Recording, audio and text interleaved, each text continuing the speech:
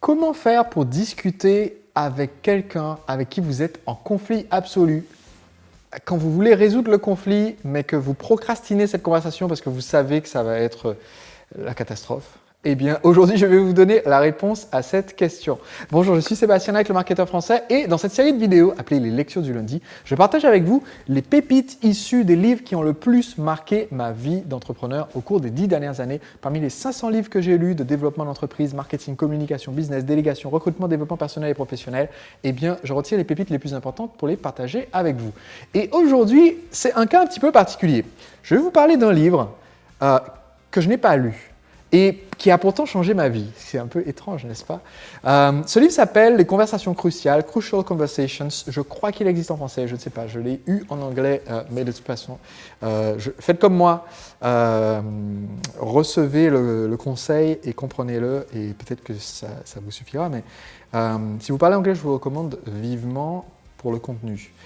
En fait, ce que j'ai appris, ce n'est pas au contact direct du livre, mais au contact d'une des personnes qui est experte mondiale dans justement la méthode expliquée dans ce livre. J'ai eu la chance en fait de faire partie d'un mastermind et d'être accompagné et conseillé par Annie Heiman-Pratt.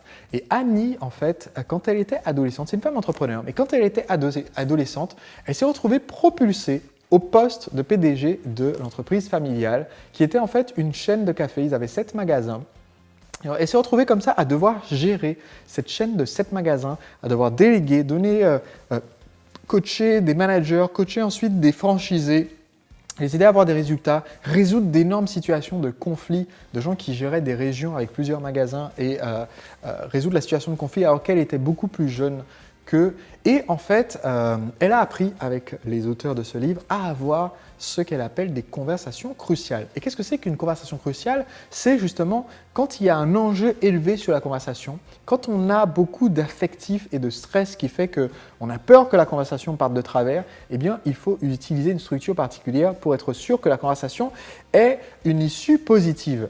Et donc, cette compétence a permis à Annie en fait, de développer la petite boîte familiale qui avait 7 magasins, 7 cafés et points de vente, et d'en faire en fait une multinationale qui, aujourd'hui, ils l'ont revendue. Et aujourd'hui, cette multinationale, elle compte plus de 1000 enseignes, sous leur enseigne, ils comptent plus de 1000 magasins et points de vente. Ça s'appelle The Coffee Bean and Tea Leaf. C'est un des concurrents de Starbucks. Et ils se sont développés hyper vite parce qu'Annie a acquis cette compétence. Et elle m'a transmis cette compétence et ça m'a aidé énormément dans mes relations avec mes employés, dans mes relations avec mes prestataires, dans mes relations avec mes partenaires d'affaires, dans mes relations personnelles également. Et c'est ce que je voudrais partager avec vous aujourd'hui, cette façon d'avoir ces conversations cruciales. Et la première étape, c'est d'identifier quelle est l'issue positive que vous voulez pour cette conversation. Parce que si vous allez directement entamer la conversation, le conflit en disant « Allez, c'est bon, on met carte sur table » et que vous ne savez pas où vous voulez aboutir, eh bien, ça n'ira nulle part. Ce que vous devez savoir, c'est quelle est l'issue positive que vous voulez pour vous et pour l'autre personne. Donc, quelle est l'issue positive que vous voulez aussi pour votre relation à l'issue de cette conversation. Et vous allez démarrer la conversation en demandant à la personne « Bonjour un tel, j'aimerais qu'on parle parce qu'il y a quelque chose qui est important pour moi et j'ai beaucoup réfléchi et j'aimerais te communiquer le résultat de ma réflexion et j'aimerais juste que tu me laisses l'exprimer en entier et après on pourra en discuter. » Vous dites ça au début, ça vous permet d'acquérir l'espace pour pouvoir communiquer votre ressenti, vos besoins, avant que la personne vous interrompe et dise « je ne suis pas d'accord », d'accord ? Et donc, vous allez faire ça au début et ensuite, vous allez tout de suite communiquer quelle est l'issue positive que vous voulez pour cette conversation. J'aimerais qu'on parle aujourd'hui parce que ce que je veux, c'est que nous ayons une relation de respect mutuel, que cette relation nous permette et là, ça va dépendre de la situation. Si vous parlez avec un ami, un partenaire d'affaires, un associé, un prestataire, un employé, les conversations, votre patron, si vous n'êtes pas encore chef d'entreprise, l'issue positive va être différente, mais le respect doit toujours faire partie de ce que vous allez mettre dans cette partie-là. Et ensuite, vous allez pouvoir commencer par les faits. Et c'est là que souvent les gens pêchent. C'est là que la plupart des gens foirent la conversation dès le début. C'est au lieu de commencer par les faits, par ce qui est factuellement visible et constatable par des observateurs extérieurs et qui est indiscutable, les gens attaquent les conversations difficiles en général en les commençant par des opinions. Et là, évidemment, quand vous commencez par vos opinions et vos impressions et votre ressenti, la personne en face, évidemment, n'est pas d'accord, par définition. Si c'est une conversation avec de gros enjeux et une conversation stressante, par définition, c'est parce que vous n'êtes pas d'accord, vous et la personne en face, au début de la conversation.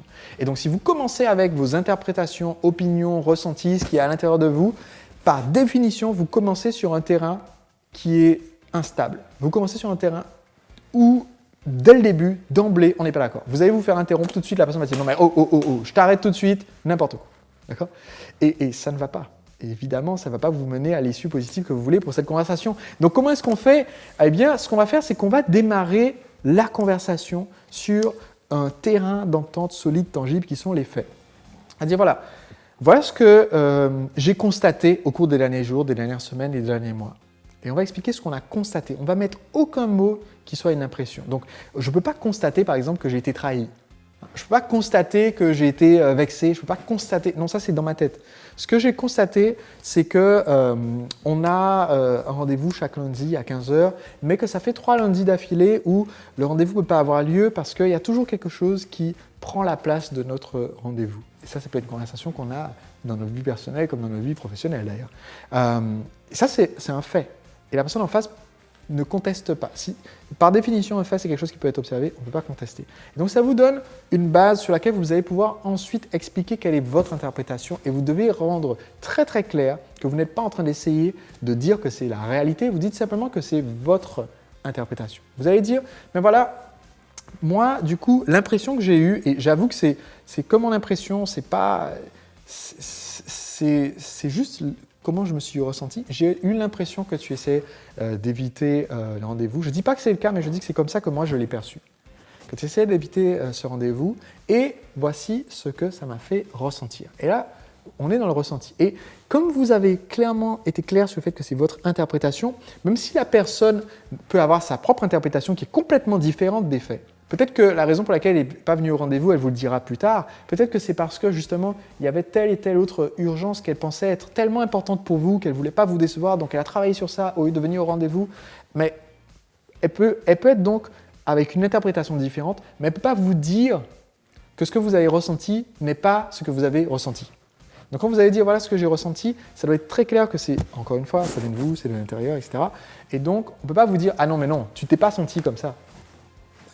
Donc du coup, jusqu'ici, la conversation, la personne en face, même si elle a sa température qui monte parce qu'elle a des objections qu'elle veut dire, pour le moment, elle peut avoir la patience de vous écouter et de vous comprendre. Et à partir du moment où vous avez réussi à dire ça et qu'ensuite, vous revenez sur quelle est l'issue que vous voulez à cette conversation et dire ensuite, ben voilà, donc du coup, j'aimerais qu'on en discute aujourd'hui parce que je veux qu'on trouve une issue et j'ai même réfléchi et j'ai peut-être cette solution à proposer et là, vous pouvez proposer une solution.